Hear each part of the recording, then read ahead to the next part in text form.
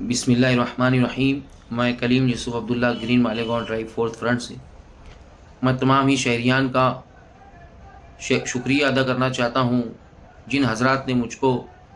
Development کی بنیاد پر، تعمیر و ترقی کی بنیاد پر اور حقیقی تبدیلی کی بنیاد پر ووٹ دیا اور دلوایا، میری حوصلہ افزائی کی، ہمارا ساتھ دیا، لوگوں کو منایا، کنونس کیا اور میرے لیے محنت کی۔ الحمدللہ میں ان تمام ہی لوگوں کا شکریہ ادا کرتا ہوں۔ اللہ تعالیٰ ان تمام حضرات کو، ان کے اہل و عیال کو جزائے خیر عطا فرمائے۔ اور میں ان تمام ووٹرز کے لیے اللہ تعالیٰ سے دعا کرتا ہوں ہدایت کی، جن لوگوں نے برادری کی بنیاد پر، پیسوں کے عوض، اپنے ذاتی مفاد کے عوض، رشتہ داری کی بنیاد پر اور ناسمجھی کی بنیاد پر غلط کا ساتھ دیا اور برادری واد کی بنیاد پر خاص طور سے ووٹ دیا کہ کسی میں صلاحیت ہو نہ ہو، بس برادری کی بنیاد پر ووٹ دے دیا۔ اللہ تعالیٰ ان تمام حضرات کو، ان تمام لوگوں کو، چاہے وہ مرد حضرات ہوں، خواتین ہوں، ان کو ہدایت عطا فرمائے، میری یہ دعا ہے۔ اور کل میں نے دیکھا اور ایک ججمنٹ لگایا کہ مالیگاؤں شہر میں کل کے روز مشرق، مغرب، شمال، جنوب تمام ہی پولنگ بوتھس کے اوپر کم و بیش 22,000 سے 25,000 ووٹس بوگس گرائے گئے، جو جمہوریت کے اوپر ایک بہت بڑا دھبہ ہے، جمہوریت کے اوپر بہت بڑا ایک اٹیک ہے،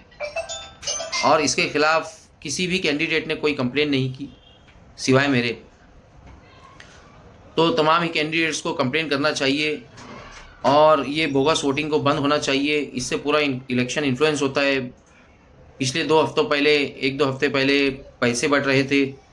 اس کی ویڈیو وائرل ہوئی، ٹماٹر بٹ رہے تھے، اس کی ویڈیو وائرل ہوئی، گوشت بٹ رہا تھا، اس کی ویڈیو وائرل ہوئی۔ تو کتنے کینڈیڈیٹس نے ایمانداری کی بنیاد پر اور صاف و شفاف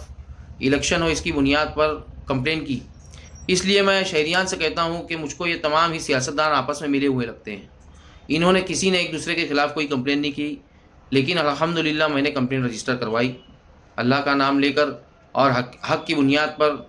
کہ صاف و شفاف الیکشن ہو، شہریان کو ان کا ووٹ دینے کا حق ملے۔ لیکن یہ شہریان کو پیسے دے کر انفلوئنس کرنا اور طاقت کی بنیاد پر انفلوئنس کرنا، یہ غیر قانونی ہے، غیر معیاری ہے، غیر اخلاقی ہے، اور اسلام میں بھی اس کی اجازت نہیں ہے۔ اور چھوٹے ذاتی مفاد کے لیے جن لوگوں نے قومی اور اجتماعی مفاد کو قربان کیا، لوگوں کا مستقبل خراب کیا، اپنے بچوں کا مستقبل خراب کیا، غلط کینڈیڈیٹس کو اور جن کے اندر کوئی صلاحیت نہیں ہو، ایسے کینڈیڈیٹس کو صرف اپنے ذاتی مفاد کی بنیاد پر ووٹ دے دینا، کیونکہ ووٹ ایک شہادت ہے، ایک امانت ہے، اس لیے اسے ایلیجیبل جو ہوتے ہیں انہیں ہی ووٹ دینا ہوتا ہے، اور ایمانداری کی بنیاد پر جو لڑتے ہیں ان کو ووٹ دینا ہوتا ہے، ڈیولپمنٹ کی بنیاد پر جو الیکشن لڑ رہا ہے اس کو ووٹ دینا ہوتا ہے۔ لیکن میں نے یہ دیکھا کہ پورے مالیگاؤں شہر میں ہر جگہ صرف پیسہ چل رہا تھا، بوگس ووٹنگ چل رہی تھی، دھاندلی چل رہی تھی، دادا گیری چل رہی تھی، جو بند ہونا چاہیے۔ یہ جمہوریت کے اوپر ایک بہت بڑا اٹیک ہے،